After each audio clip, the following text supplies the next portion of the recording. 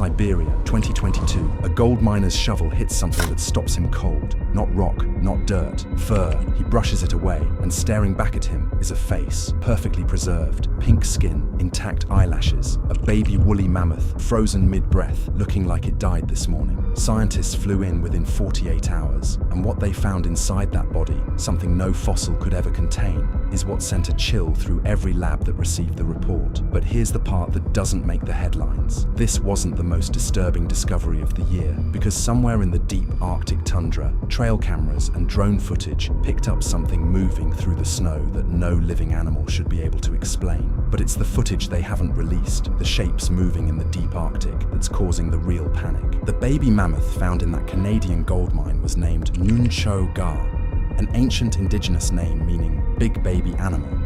She was 30,000 years old, and she still had her skin, her fur, remnants of her last meal still sitting in her stomach. That's not a fossil, that's a time capsule. But Nuncho Ga isn't even the most perfectly preserved specimen scientists have found. In 2013, Russian researchers on the Lyakovsky Islands cracked open the ice around a female mammoth, and when they did, a dark liquid poured out of the ice cavity like it was fresh. It was blood, still liquid, after 10,000 years. Scientists described the muscle tissue as bright red when cut, like a piece of steak. A paleobiologist on site said it was better preserved than a human body left in permafrost. Let that sink in. Better preserved than a human. Something that died before the pyramids were built, still bleeding. And when scientists looked deeper into what made that blood still liquid at sub-zero temperatures, they found something in the biology that changed everything. Now, about the size of what we're talking about. The woolly mammoth stood up to 12 feet tall at the shoulder. It weighed between 6 and 8 tons. That's heavier than a fully loaded dump truck. Think about that. If you stood next to it, you wouldn't even reach its knee. It wasn't just an animal, it was a mountain. Its tusks could reach 15 feet in length and curved in dramatic spirals, longer than most living rooms are wide. A modern African elephant, already the largest land animal alive, looks small next to a fully grown male mammoth. Its skin was nearly an inch thick, insulated by a layer of fat up to 3 inches deep beneath that. On top of that, 2 layers of fur, with outer guard hairs growing over 27 inches long. This was not a delicate creature. This was a siege engine wrapped in fur. Because the blood stayed liquid, it gave scientists a map. And now, they aren't just looking at that map. They're using it to build a door back to the Ice Age.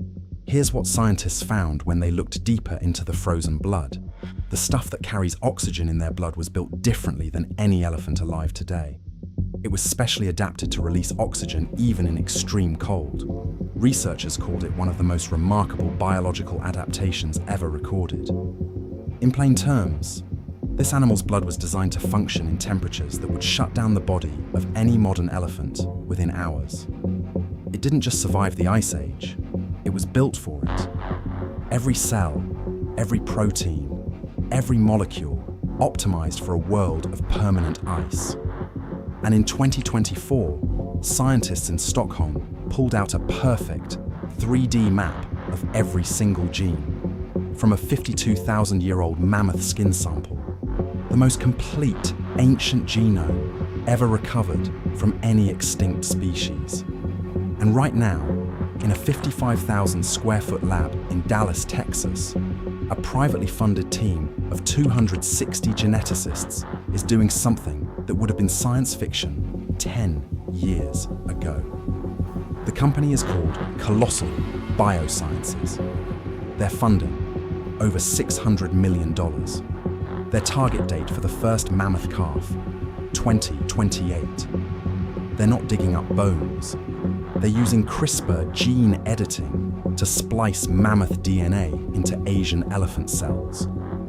Because the Asian elephant and the woolly mammoth share 99.6% of the same DNA. They're not cloning a mammoth, they're printing one.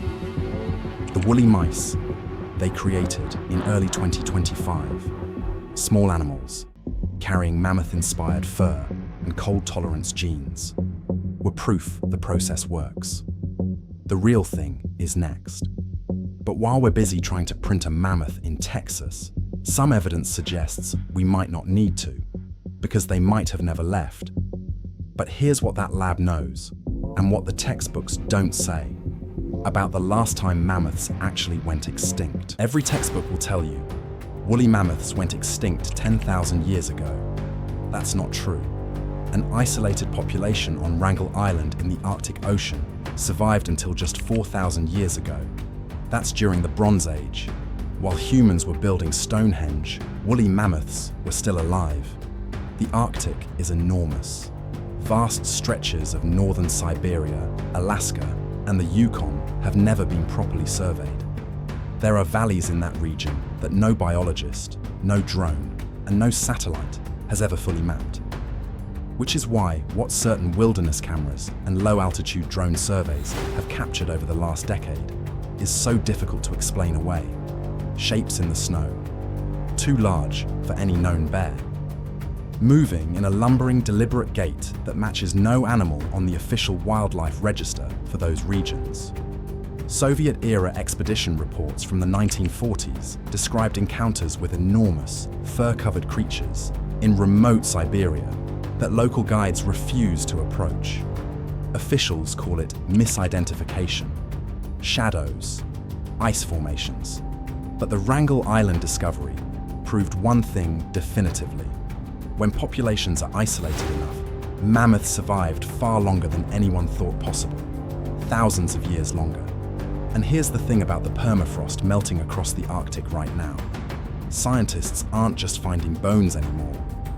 They're finding bacteria, viruses, soft tissue, things that were locked away for tens of thousands of years, beginning to wake up. The Arctic is melting faster than at any point in recorded history.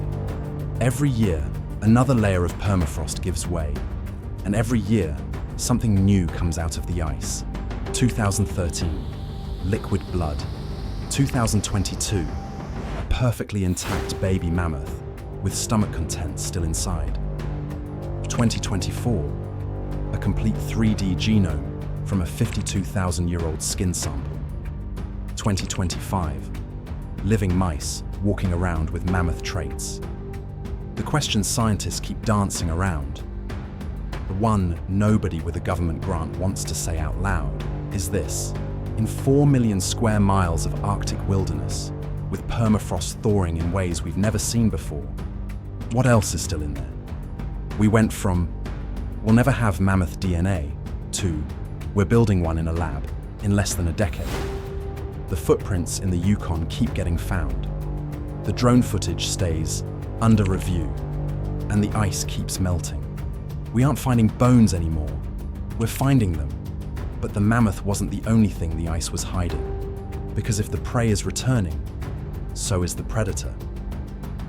A 1,200-pound nightmare that could outrun a horse. Click here to see what's actually waiting in the shadows of the Yukon.